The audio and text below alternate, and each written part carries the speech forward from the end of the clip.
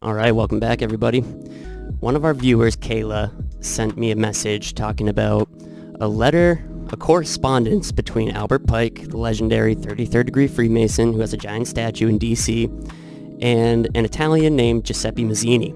I've heard of this many times, but it's always just left my mind. I've never looked into it. So she sent me this website, threeworldwars.com. That's what Pike and Mazzini were talking about. And if we look right here, I got this from archive.org. Check this out. Albert Pike, letter to Mazzini, the Illuminati plan for 3 world wars, August 15th, 1871. The following is a letter that speculation claimed that Albert Pike wrote to Giuseppe Mazzini in 1871. That's an important year. What year was that, guys? Some of you remember. That was the year that DC was incorporated. That's the year that the whole body corporate, double identity, all caps name stuff was established, right? That was really the year that we lost the Republic on paper. Okay, so he sent this letter, and it involves 3 world wars that were planned in an attempt to take over the world. The Pike letter to Giuseppe Mazzini was on display in the British Museum Library in London until 1977.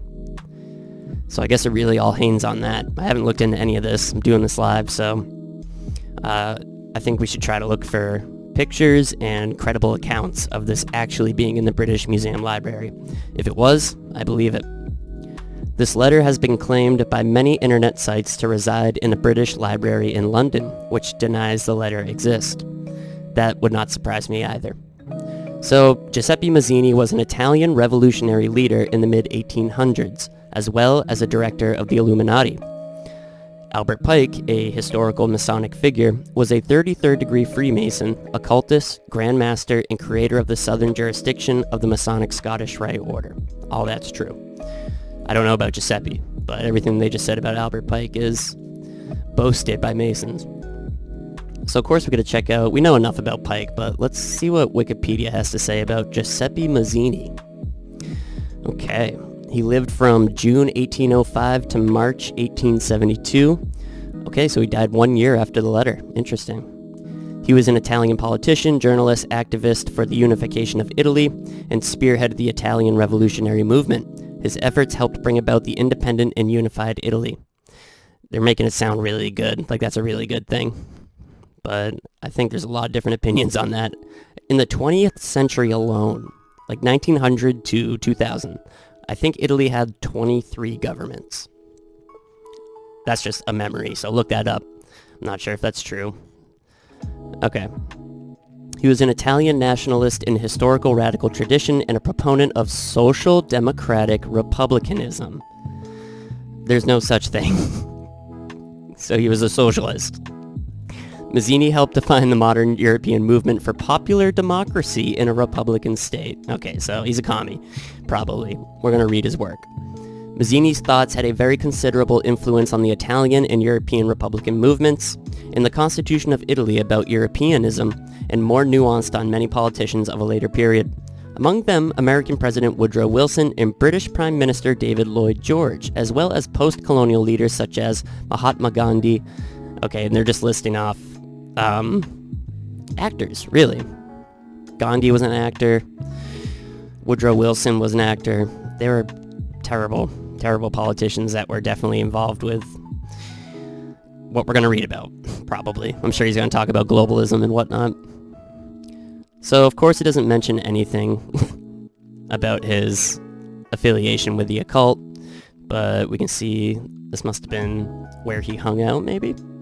But we got the classic Masonic architecture, right? Boaz, Jochin, the firmament, the dome. It's all there. You can see on his house, it actually says his name. Okay. And then this looks like Greek. I wish I could get a better picture. See what kind of symbolism we got going on. Okay. Let's see what kind of headings they have. Religion, thought and action, women's rights. They're just going to paint this guy as a modern-day hero. Or a past hero.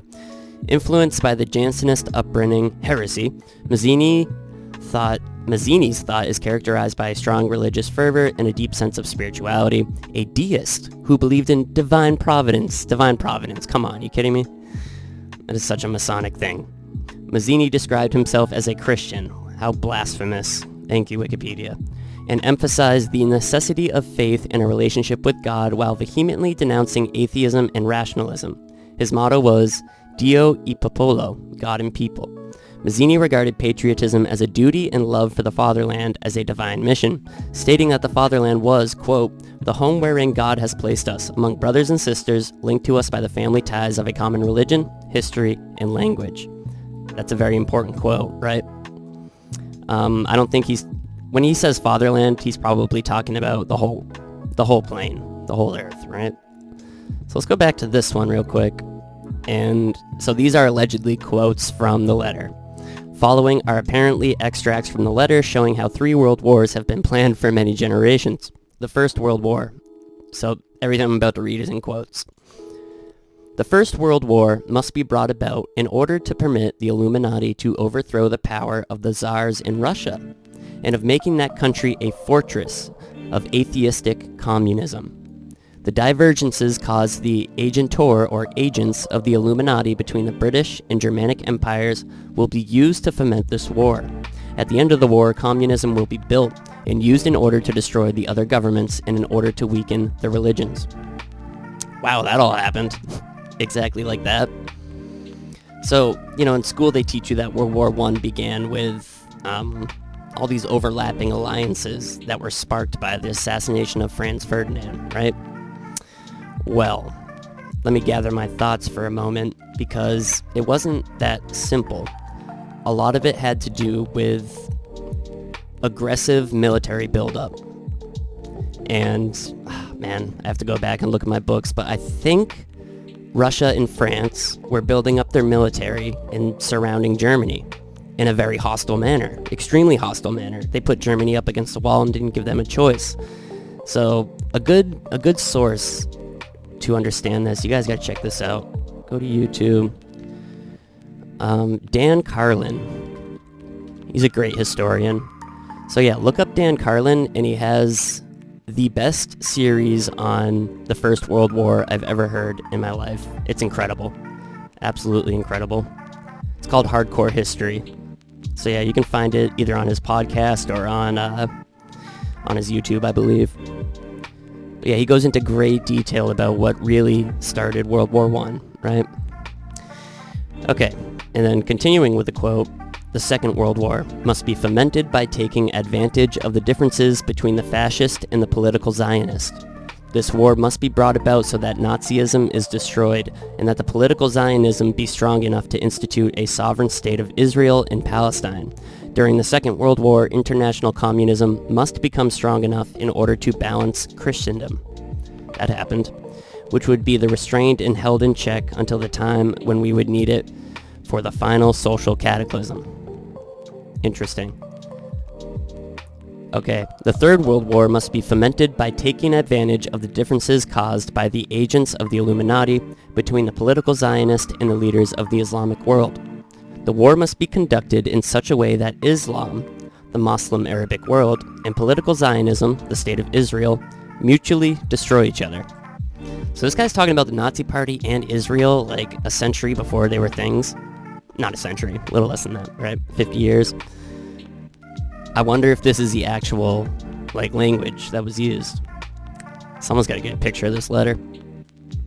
Meanwhile, the other nations, once more divided on the issue, will be constrained to fight to the point of complete physical, moral, spiritual, and economic exhaustion. We shall unleash the nihilist in the atheist. Wow. And we shall provoke a formidable social cataclysm, which in all its horror will show clearly to the nations the effect of absolute atheism, origin of savagery, and of the most bloody turmoil. Wow. That's totally... This whole uprising in America, what I call just the combined left, is nothing but nihilist and atheist. Wow. Continuing. Then, everywhere, the citizens, obliged to defend themselves against the world minority of revolutionaries, will exterminate those destroyers of civilization and the multitude, disillusioned with Christianity, whose deistic spirits will, from that moment, be without compass or direction. I wouldn't assume that, Mr. Pike. anxious for an ideal, but without knowing where to render its adoration, will receive the true light through the universal manifestation of the pure doctrine of Lucifer, brought finally out in the public view. Wow. That is exactly what's happening today. The numerology, the symbolism that they're bombarding us with is crazy, dude. There's a Baphomet everywhere you look. Everywhere you look. Every music video, every movie. They are bombarding us with the Luciferian doctrine, and people are slowly warming up to it. They're not coming out and saying like, hey, let's all be Satanists. No, they're not saying that. They are just subtly convincing people away from the church. They're not teaching religions. They're not teaching about Nazis. They're not teaching about real history. They're just leading everybody away. Everybody. Dehumanizing them with face masks, right? Separating them by 6 feet. Holy shnikes. I think this Great Awakening, this is the response, right? So they're ramping it up so much because people are waking up really, really quick. And once people find out the lies of Freemasonry, whoo. So I think this plan sounds exactly like what happened in the 20th century and into the 21st century. So I'm really curious. I would love to see a picture of this letter. Let's continue. This manifestation will result from the general reactionary movement, which will follow the destruction of Christianity and atheism, both conquered and exterminated at the same time. Then it goes on to have a biography, but here's a picture of Pike, right? Classic. And I think there's a picture of Giuseppe. No. Okay.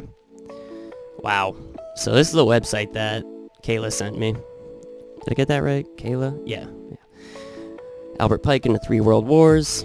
Let's see what they say about Pike's letter to Mazzini. Maybe they have some more information. It is a commonly believed fallacy that for a short time, the Pike letter to Mazzini was on display in the British Museum Library in London. Ooh, direct contradiction to what we just read. And it was copied by William Guy Carr, former intelligence officer in the Royal Canadian Navy. The British Library has confirmed in writing to me that such a document has never been in their possession. Furthermore, in Carr's book, Carr includes the following footnote. Quote, "The keeper of manuscripts recently informed the author that this letter is not catalogued in the British Museum Library. It seems strange that a man of Cardinal Rodriguez's knowledge should have said that it was in 1925, end quote. It appears that Carr learned about this letter from Cardinal Caro y Rodriguez of Santiago, Chile, who wrote The Mystery of Freemasonry Unveiled. Ooh, we gotta find that book.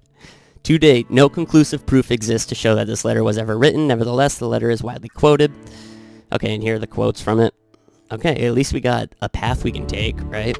So I'm just going to take this title, The Mystery of Freemasonry Unveiled. I'm going to go to archive.org with you guys.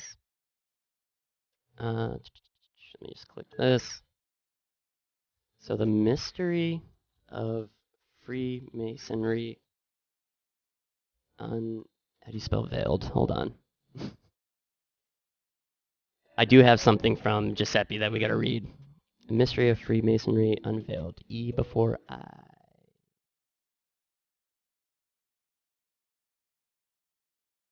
Let's see if they have anything on archive. I hope it's on archive. I'll make another episode once I read it. No, I'm not seeing it. I'll try just a DuckDuckGo PDF search.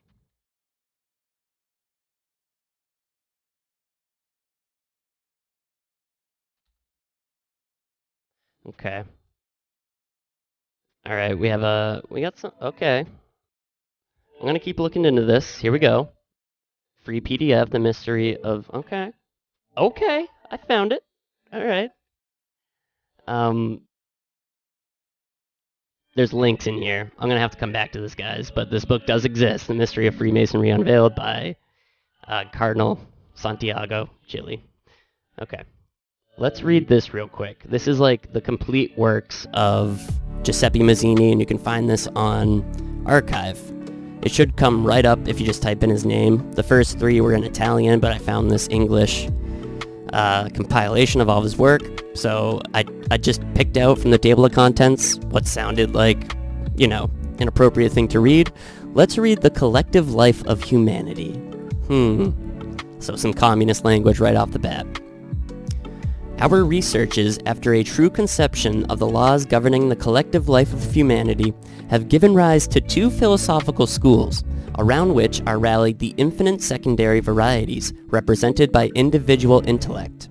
These two schools are at open warfare at the present day, and the victory of the one or the other will determine the direction to be taken by human activity in the dawning epoch.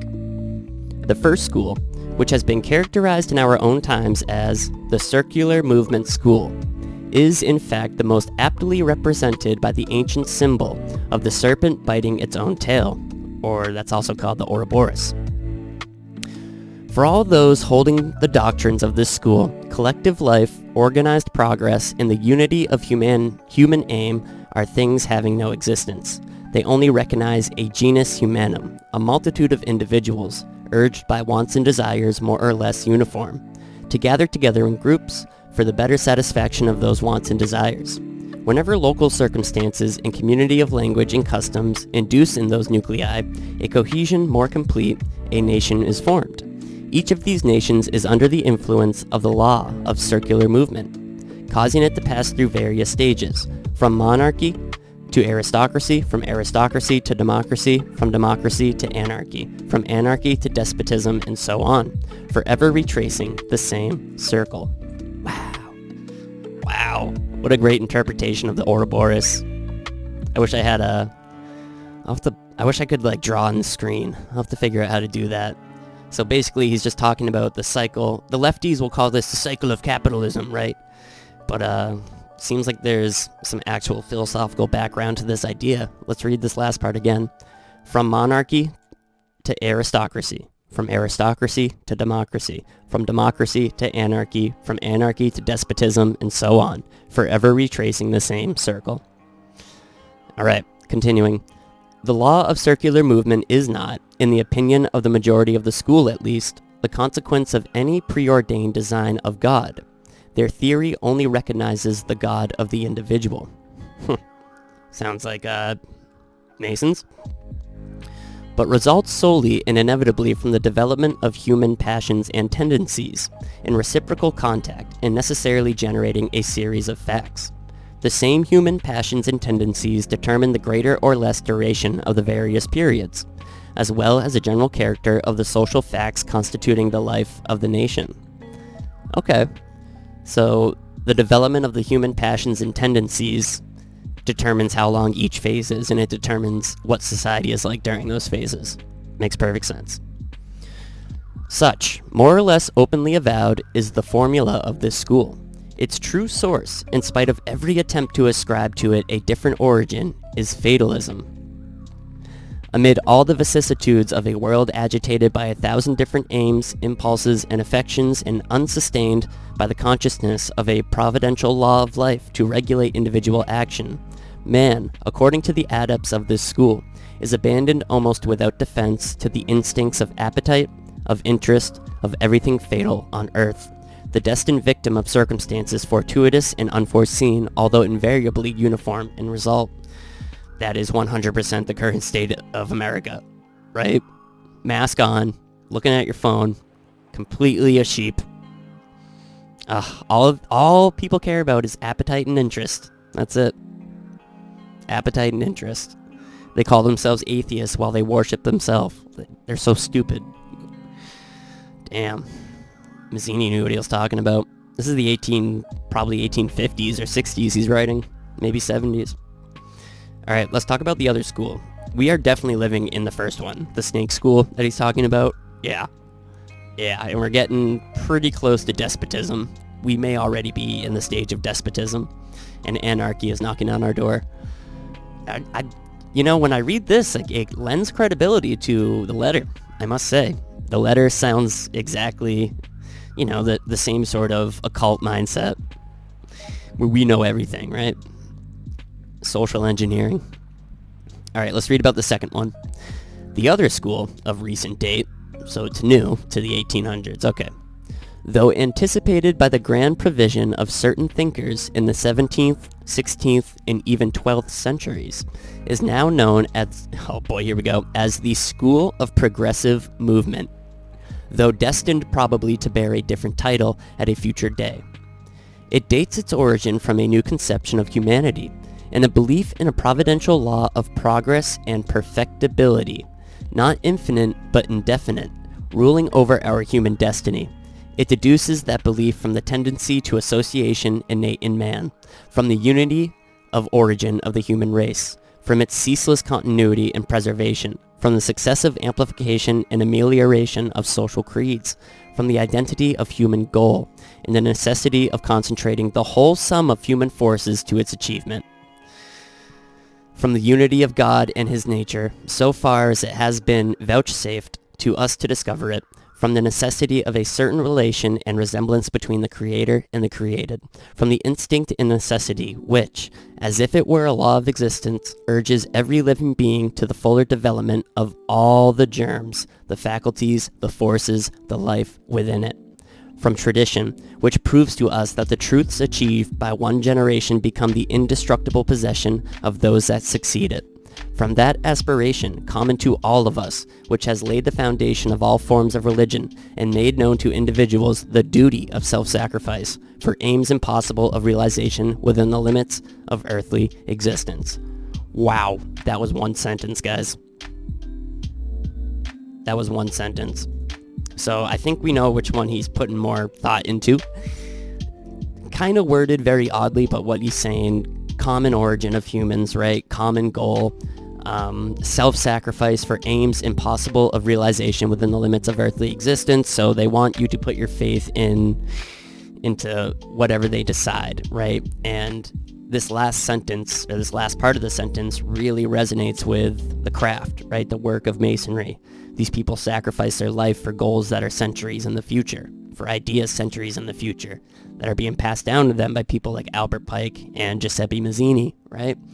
So it's clear from this very long sentence that this second form he's talking about is globalism. He even said that it would take a different name. He's calling it the School of Progressive Movement, right? So if this is 1870, what happened 30 years later? The Progressive Movement, right? Teddy Roosevelt. And we fast forward to the modern day, and what do we often call the American left? The progressives, right? The globalists, the progressives. We call it globalism now. The School of Progressive Movement is now called Globalism. Giuseppe, if you're still alive, probably. You people have probably achieved immortality. You sick people. Okay. Just kidding. Maybe not, though. Who knows? Let's keep reading. All these synthetic ideas have been confirmed by the study of the past, by the tradition of humanity. The followers of this school study all things with a view to discover their mission, function, and scope in relation to the collective human being. Collective human being. He's not saying beings. No, he's talking about one human being, the capstone, right? The hive mind, the all-seeing eye, the capstone being lowered onto the pyramid. That's the end goal, is one interconnected human. You don't believe me? That's okay. That's okay. I think that's where it's heading, though. Why else would they want to inject electronic devices into us? Why else would they want to make an internet of things, right? I don't care what people are doing in Calcutta, India. No, but they're going to connect the whole entire world, including humans. It's not far-fetched. They're about to do it, I'm pretty sure. Let's continue. So yeah, collective human being, one. They view the various peoples as workmen, so to speak, in the great workshop of humanity. I didn't even have to make that Mason comment, because boom, there it is. Oh, we gotta add, hold on. Wow, unbelievable.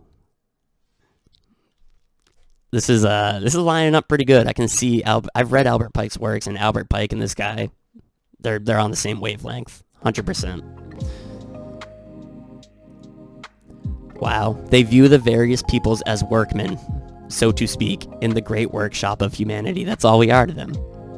Check this out. As instruments of labor, which, even though they may decay or vanish when their task is done, yet leave behind results fruitful to the entire species. Now, fruitful to the top. This theory affords a criterion of judgment by which to determine the character of all events in time and space, to place the actions of individuals in a true and useful light, and to dispense praise or blame according to motives. And that was from the essay he wrote on Carlyle's History of the French Revolution in 1843. You know what else happened in 1871? A communist uprising in France. Boom. Humanity is the association of nationalities, the alliance of the peoples in order to work out their missions in peace and love. Before we continue, guys, what he just said is that the ruling class, the controllers, are going to view us as workmen, or they do view us as workmen, instruments of labor, which even though they may decay or vanish when their task is done, leave behind fruitful results to the entire species. Now, fruitful results to them. And then he says at the end, this theory affords a criterion of judgment. So this ruling class is going to be able to judge all of us, according to our motives, according to everything. The wording is very euphemistic, but the content is terrible.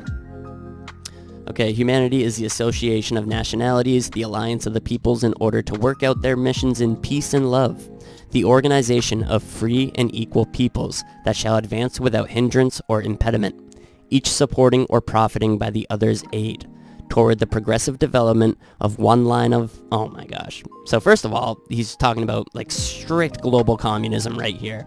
The organization of all equal people, equity, right? And that the only way to prosper is by the other's aid, right? That's communism. I can prosper alone. Okay. It gets worse, I think. Here we go.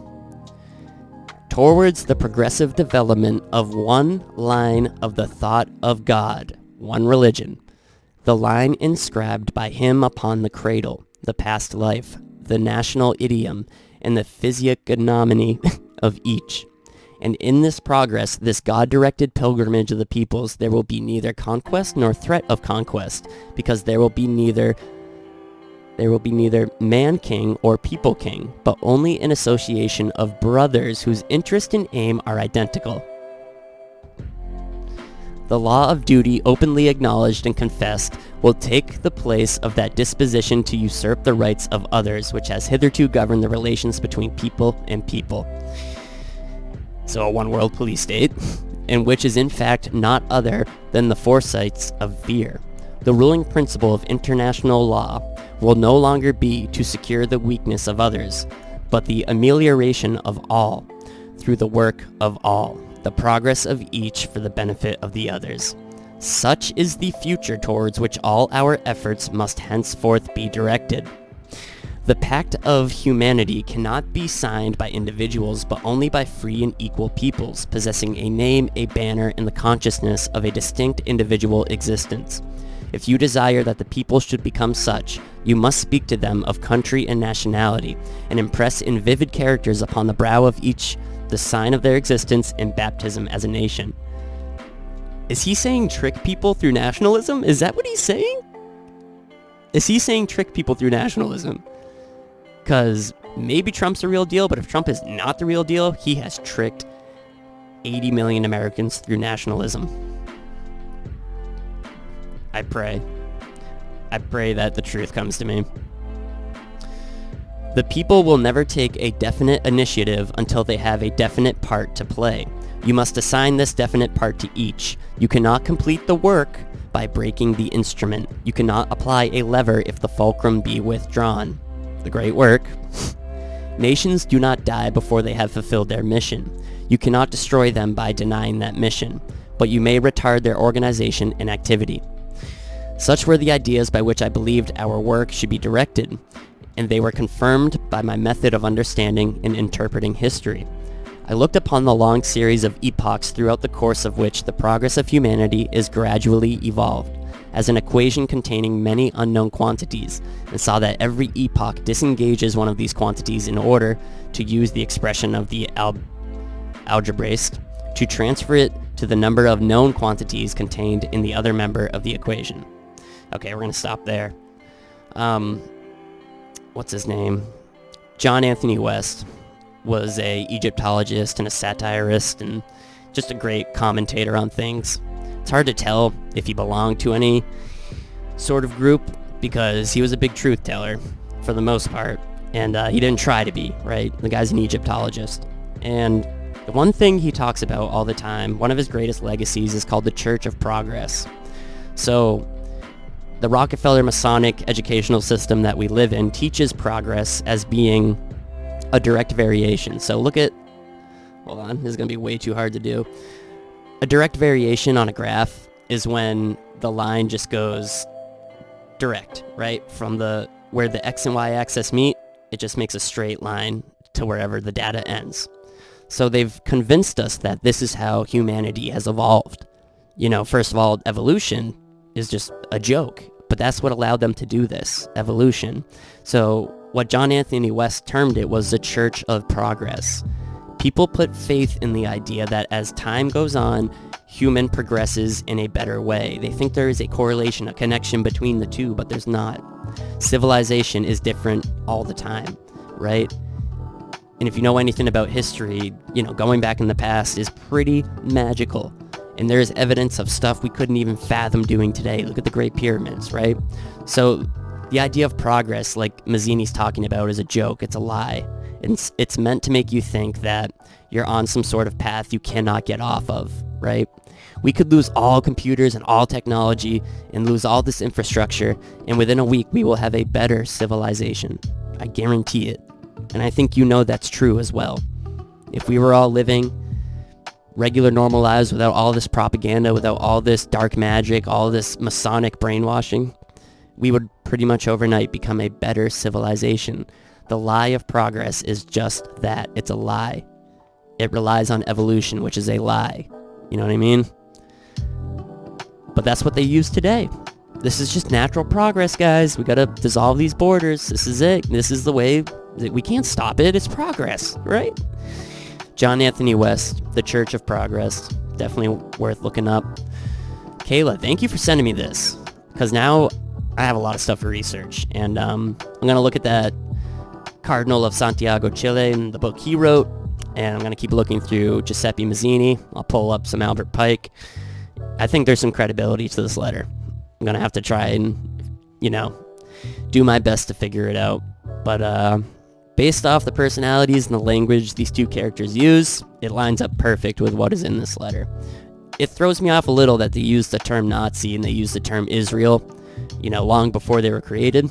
But hey, nothing surprises me anymore. They probably had World War II planned in the 12th century, like Giuseppe says. Anyway, guys, thank you for watching. It's going to be a storm, so get ready, guys. Go get all your supplies. I was going to bring the megaphone down today, but I don't think it's a good idea. But tomorrow at the Maine Mall, I think around 4:30, 5 o'clock, that's when I'll get there. We're going to storm the Maine Mall tomorrow and sing Christmas carols without any masks on. I'll see you guys tomorrow if I don't make a video before then.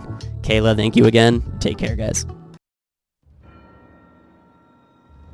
Soldiers, sailors, and airmen of the Allied Expeditionary Force, you are about to embark upon the great crusade toward which we have striven these many months. The eyes of the world are upon you. The hopes and prayers of liberty-loving people everywhere march with you. In company with our brave allies and brothers in arms on other fronts, you will bring about the destruction of the German war machine, the elimination of Nazi tyranny over the oppressed peoples of Europe, and security for ourselves in a free world. Your task will not be an easy one. Your enemy is well-trained, well-equipped, and battle-hardened. He will fight savagely. But this is the year 1944. Much has happened since the Nazi triumphs of 1940-41. The United Nations have inflicted upon the Germans great defeats in open battle, man to man. Our air offensive has seriously reduced their strength in the air and their capacity to wage war on the ground. Our home fronts have given us an overwhelming superiority in weapons and munitions of war, and placed at our disposal great reserves of trained fighting men. The tide has turned. The free men of the world are marching together to victory. I have full confidence in your courage, devotion to duty, and skill in battle. We will accept nothing less than full victory. Good luck, and let us all beseech the blessing of Almighty God upon this great and noble undertaking.